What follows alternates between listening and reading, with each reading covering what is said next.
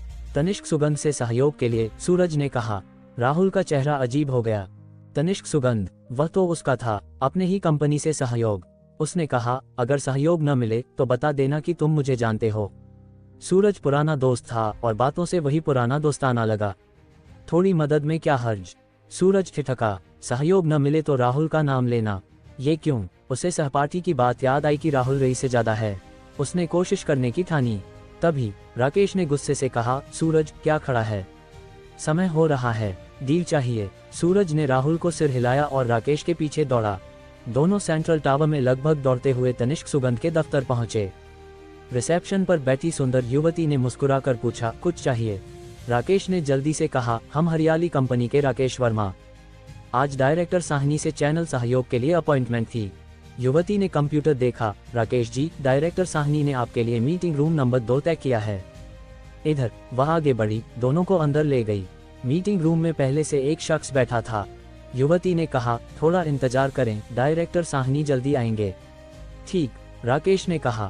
युवती के जाने के बाद शख्स ने हंसकर कहा, अरे ये हरियाली के राकेश, मैं साहनी से बात करके आया और तुम अब आए। टाइमिंग सटीक है। राकेश का चेहरा बिगड़ गया। साहनी से बात हो गई। शख्स यश गुप्ता स्विफ्ट कंपनी का मैनेजर था। स्विफ्ट और हरियाली हमेशा प्रतिस्पर्धी रही थीं। यश की मंशा साफ थी। उसने गर्व से कहा, हाँ साहनी हमारी स्विफ्ट से बहुत खुश हैं। राकेश का चेहरा और स्याह पड़ गया। तभी दरवाजा खुला और मध्यम कद का शख्स डायरेक्टर कमर साहनी अंदर आया। राकेश, यश और सूरज एक साथ बोले, साहनी जी नमस्ते। साल भर पहले साहनी उनके समकक्ष होते, शायद उनसे ज्यादा सम्मान दिखाते। लेकिन 3 महीनों में तनिष्क सुगंध का रुतबा बदल गया। इसके परफ्यूम और एसेंस बाजार में आते ही बिक जाते। कंपनी का विस्तार हुआ और चैनल वेंडर इसके साथ सहयोग के लिए लालायित थे। तनिष्क सुगंध मतलब लोकप्रियता और दौलत। साहनी ने सिर हिलाया, नमस्ते, मेरी 10 मिनट बाद मीटिंग है। राकेश जी, अगर हो सके तो 10 मिनट में सहयोग का ब्यौरा बता दें। राकेश ने जल्दी से दस्तावेज निकाले और ब्यौरा दिया। 10 मिनट बाद साहनी बोले, राकेश जी पहले बता दूं, आपके आने से पहले मैंने स्विफ्ट के साथ मौखिक सहयोग तय किया। आपकी शर्तें ठीक हैं, पर इतनी नहीं कि मैं स्विफ्ट से समझौता तोड़ूं। सॉरी। वह बाहर चले गए। राकेश का चेहरा सफेद पड़ गया। तनिष्क ने स्विफ्ट को चुना। हरियाली के लिए ये बुरी खबर थी। यश ने हंसकर कहा, लगता है स्विफ्ट की किस्मत चमकी। वह बाहर निकला। राकेश ने हार नहीं मानी, साहनी जी। वह पीछे दौड़ा, पर साहनी ने ध्यान नहीं दिया। सूरज ने डरते हुए पूछा, राकेश ... अब क्या करें? राकेश चिल्लाया, क्या करें? मैंने कहा था कि मीटिंग जरूरी है, तैयार रहो। पर तुम... गाड़ी में चैटिंग। सूरज ने सिर झुकाया। वह जानता था कि गलती उसकी थी। तभी यश दस्तावेजों के साथ मुस्कुराता हुआ बाहर निकला। राकेश, इस साल का कॉन्ट्रैक्ट मिल गया। कंपनी में साइन करवा कर तनिष्क का ढेर सारा एसेंस लूंगा। तुम्हारी बिजनेस काबिलियत अच्छी है, स्विफ्ट में आ जाओ। राकेश ने गुस्से से कहा, इस साल नहीं, अगले साल देख लेंगे। ये गुस्से की बात थी, उसे खुद यकीन नहीं था। लेकिन राकेश की बात ने सूरज को राहुल की सलाह याद दिलाई, सहयोग न मिले तो कहना कि तुम मुझे जानते हो। उसे सहपाठी की बात भी याद आई कि राहुल रईस से ज्यादा है। उसने हिम्मत कर जोर से कहा, मैं राहुल शर्मा को जानता हूँ। राकेश ने ये सुना और राहुल सूरज की गाड़ी वाली बातचीत याद की। उसे गुस्सा आया। सूरज को बुद्धिमान समझता था, पर क्या वह बेवकूफ था? राहुल का नाम लेने से तनिष्क सहयोग देगी? हास्यास्पद। अगर तनिष्क ने इसे शोर समझकर बाहर निकाला तो वह सूरज को डांटने वाला था कि तेज कदमों की आवाज आई और एक सुगंध हवा में फैली।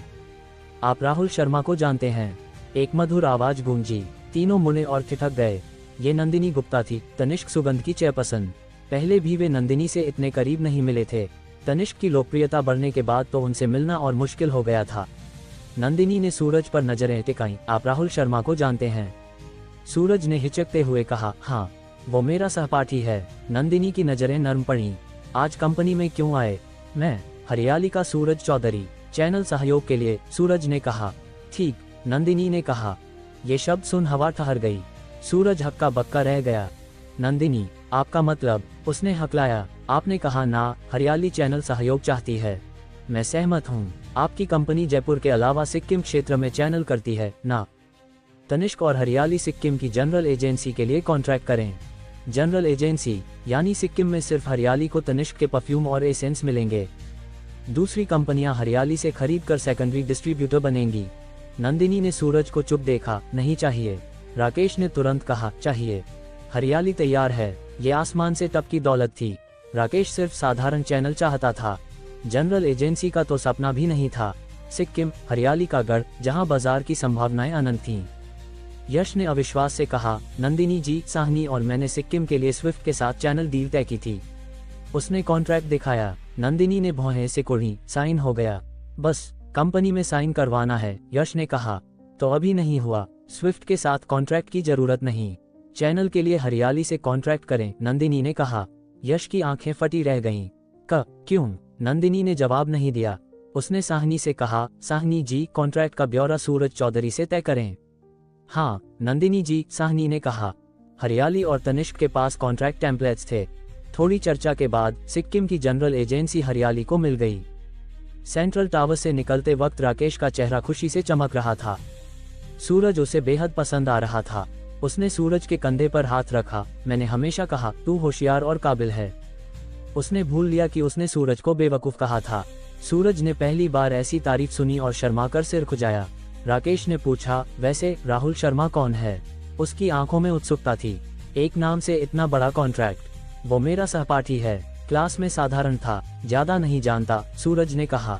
राकेश ने सोचकर कहा, राहुल ने हमारी बहुत मदद की, फोन कर शुक्रिया कहो, उसे खाने पर बुलाओ। सूरज ने फोन निकाला और कॉल किया।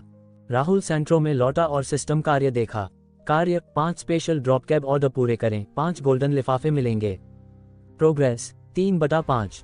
वह मुस्कुराया, पुराने दोस्त की मदद की और स्पेशल ऑर्डर पूरा।